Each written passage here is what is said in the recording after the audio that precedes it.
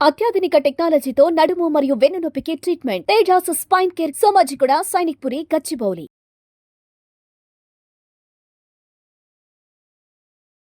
నేను రీసెంట్‌గా ఒక డాక్టర్‌ని కలవటం మూలాన డాక్టర్ గారు చెప్పారు ఏంటంటే, నేను అడిగాను, "నీ పెయిన్స్ ఎక్కువైపోతున్నాయండి. యోగా స్టూడెంట్స్‌లో కూడా ఆసనాలు నీకు మాత్రం చెప్పేసేయండి. ఈ నొప్పి ఉంటే చాలు అంటున్నారు. యాక్చువల్‌గా అలా జరుగుతుందా? అసలు ఎందుకు ఎక్కువైపోతుందని" అడిగితే ఆయన చెప్పింది ఏంటి అంటే, ల్యాక్ ఆఫ్ ఎక్సర్సైజ్ అంటే ఎక్సర్సైజ్ సరిగ్గా ఉండకపోవటం. 2 ఫుడ్‌లో న్యూట్రిషన్ సరిగ్గా అందకపోవటం. Calcium deficiency, vitamin D deficiency ఇవి ఉంటే మాత్రం తొందరగా మోకాళ్ళ నొప్పులొచ్చే ఛాన్సెస్ ఉన్నాయి. సో, చాలామంది టాబ్లెట్లు మంచిది కాదు అంటారు. కరెక్టే. పెయిన్ కిల్లర్స్ అవి ఫ్రీక్వెంట్‌గా వాడకూడదు. కానీ సప్లిమెంటేషన్ అనేది చాలా ఇంపార్టెంట్. సప్లిమెంటేషన్ అంటే మందులే వాడాలా అంటే, మీ తినే ఆహారంలో గూడా దొరుకుతుంది. వైటమిన్ డి డెఫిషియన్సీ ఉన్నవాళ్ళు ఎండకి ఒక 10 నిమిషాలన్నా మార్నింగ్ 10-15 మినిట్స్ ఎక్స్‌పోజ్ అవ్వటం మ్యాండేటరీగా పెట్టుకోండి. ఎందుకంటే 1 మంత్ లాస్ట్ నెల చూసుకుంటే వర్షాలకి అసలు సన్ రేసే కనబడలేదు. బట్టలే ఆరట్లేదు. ఇంకా మన బాడీకి వైటమిన్ డి ఎలా అందుంటది. సో, అందుకోసమని 6 నెలలకు ఒకసారి ఖచ్చితంగా మీ బాడీలో వైటమిన్ డి, థైరాయిడ్ అలాగే హిమోగ్లోబిన్ ఇవన్నీ సరిగ్గా బి12 సరిగ్గా ఉన్నాయా లేదో చెక్ చేసుకుని రెగ్యులర్‌గా ఒక డాక్టర్ మీ ఫ్యామిలీ డాక్టర్‌తో మానిటరింగ్ చేసుకోండి. 35 సంవత్సరాలు వచ్చిన వాళ్ళందరూ ఖచ్చితంగా మానిటరింగ్ చేసుకుంటూనే ఉండాలి.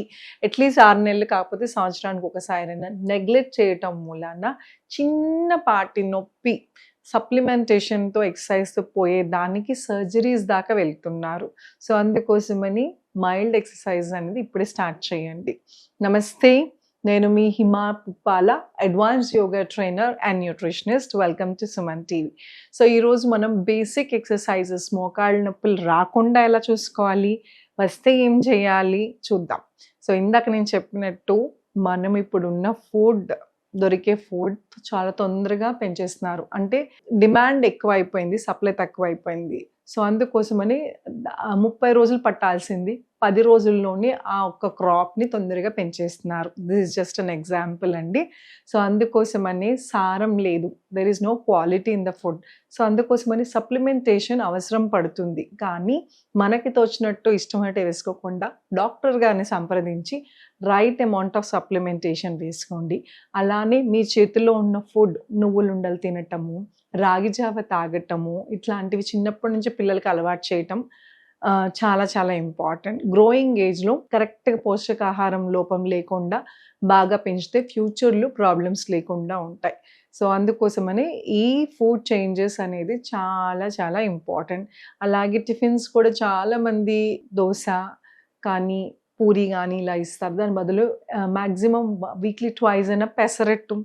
ద హెల్తీయెస్ట్ బ్రేక్‌ఫాస్ట్ సౌత్ ఇండియాలో అంటే పెసరట్టంట. సో, అందుకోసమని పెసలు తీసుకోవటం మూలన చాలా ఇంపార్టెంట్. పిల్లలకి దొరకాల్సిన న్యూట్రిషన్ అనేది అందుతుంది. ఆయిల్ తక్కువ వేసి అట్‌లీస్ట్ వీక్లీ ట్వైస్ అన్నా ఇచ్చేటట్టు చూడండి.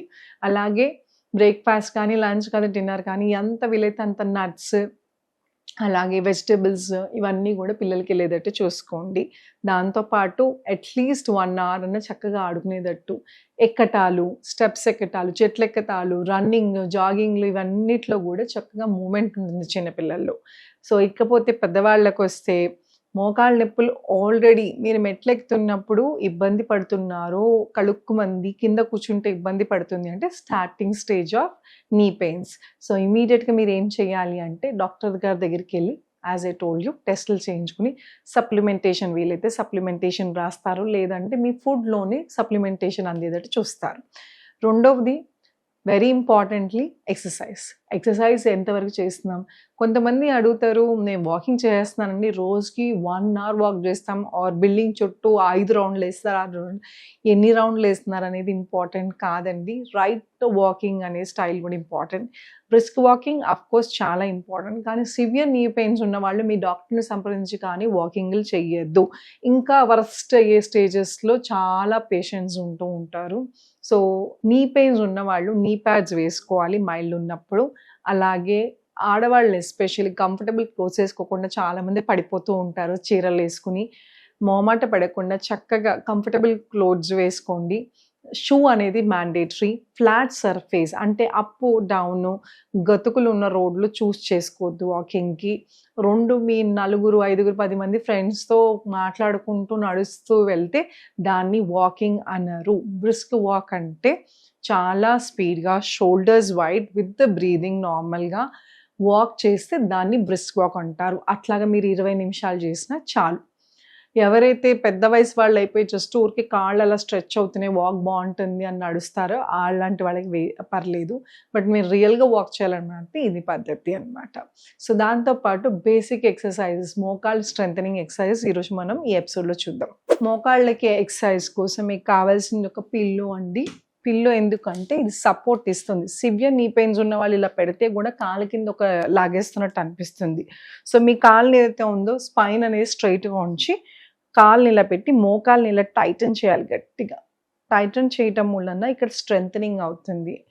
ఈ కాలు మోకాలు కానీ ఏదైనా జాయింట్ ప్రాబ్లం వచ్చింది మీతో అంటే చుట్టూ ఉన్న మజిల్ని స్ట్రెంథనింగ్ చాలా ఇంపార్టెంట్.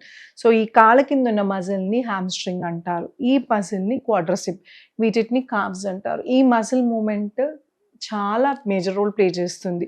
సో ఇవన్నీ స్ట్రాంగ్గా ఉంటే ఈ మోకాలకి ఇలా సపోర్ట్ ఇస్తుంది.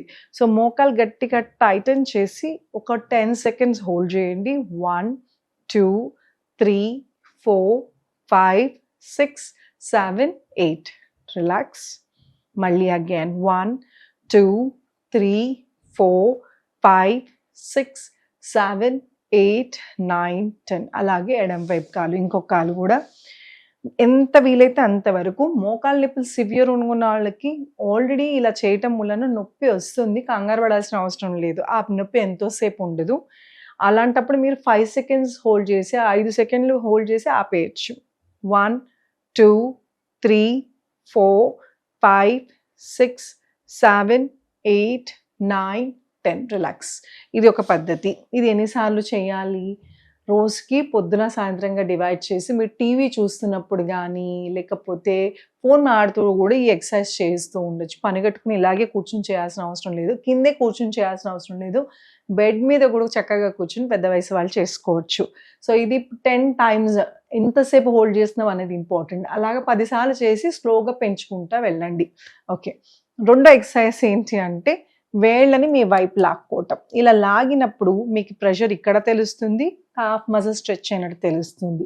సో ఇలాగా స్ట్రెచ్ చేసుకోండి. ఇది అందట్లేదు అనుకున్న వాళ్ళు మీ దగ్గర టవల్ కానీ చున్నీ కానీ ఇలాంటి ఏదైనా రోప్ కానీ ఉంటే మీ పాదాలకు వేసుకుని మీ పాదాలని మీ వైపు లాగండి. లాగినప్పుడు ఖచ్చితంగా నొప్పి వస్తుంది, కంగారు పడాల్సిన అవసరం లేదు. ఇది స్ట్రెంథనింగ్ అవుతుంది, ఎస్పెషల్లీ ఇక్కడ ప్రాబ్లం ఉన్న వాళ్ళకి. సో ఇలాగా 10 seconds the same.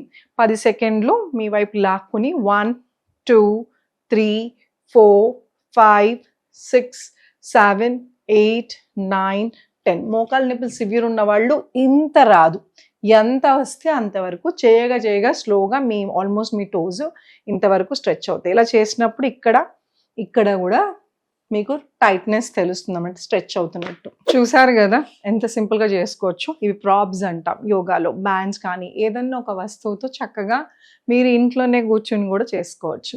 So regular exercise అనేది చాలా ఇంపార్టెంట్. మీరు యాక్టివ్గా ఉన్నారు, ఫిజికల్ యాక్టివ్ అంటే వాకింగ్ చేయండి, మామూలు మైల్డ్ ఎక్సర్సైజెస్ యోగాలో ఆసనాలు అవి చేసుకోవచ్చు. అండ్ వెరీ ఇంపార్టెంట్లీ సివియర్ నీ పెయిన్స్ ఉన్న వాళ్ళు మీరు ఎక్కడైనా నేర్చుకుందాము జిమ్ కానీ యోగా కానీ వెళ్తే ఖచ్చితంగా వాళ్ళకి చెప్పండి. ఎందుకంటే సూర్య నమస్కారాలు చేసేస్తూ ఉంటారు. పర్లేదు, నా క్లాస్లో స్టూడెంట్స్ కూడా పర్లేదు మేడం మాకు అలవాటే అంటారు. సివియర్ నీ పెయిన్స్ ఉన్నప్పుడు కొన్ని ఆసనాలు చేయొచ్చు, కొన్ని ఆసనాలు చేయకూడదు. అందులో సూర్య నమస్కారాలు నీస్ మీద లోడ్ ఇస్తుంది. సో మీరు యోగాలో సూర్య నమస్కారాలు చేస్తేనే యోగా చేస్తున్నట్టు కాదు, ఇలాంటివన్నీ సింపుల్వి కూడా స్ట్రెచెస్ చేసుకుని స్లోగా కొంచెం తగ్గిన తర్వాత అప్పుడు మీరు సూర్య నమస్కారాలు చేస్తారో ఇంకేమన్నా చేసుకోవచ్చు.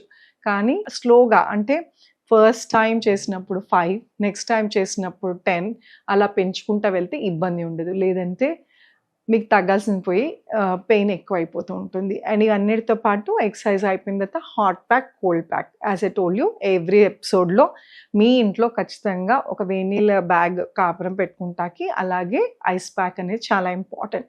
స్వెల్ వచ్చిందంటే ఐస్ ప్యాక్ పెట్టండి. జస్ట్ ఎక్సర్సైజ్ అయితే మైల్డ్ పెయిన్ వస్తుంది, మజిల్స్ స్ట్రెయిన్ అవుతుంది అంటే హాట్ ప్యాక్ పెట్టండి.